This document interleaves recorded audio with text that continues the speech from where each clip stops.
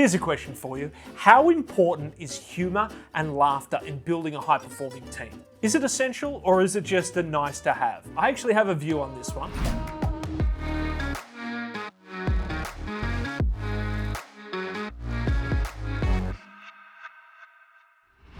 Yesterday I was in an offsite with the executive team of a food company. This is me opening the care package they gave me at the end. Always good working with food companies. And it really struck me what a great sense of humour the CEO has. He's constantly cracking jokes and encouraging others to do the same. This does come through in virtual sessions, but it was particularly apparent face to face. And they did work hard. I mean, they are an executive team after all, but there was laughter throughout the day. It solidified something I've noticed over the years working with hundreds of teams. A team with a great sense of humour is a high-performing team. Full stop.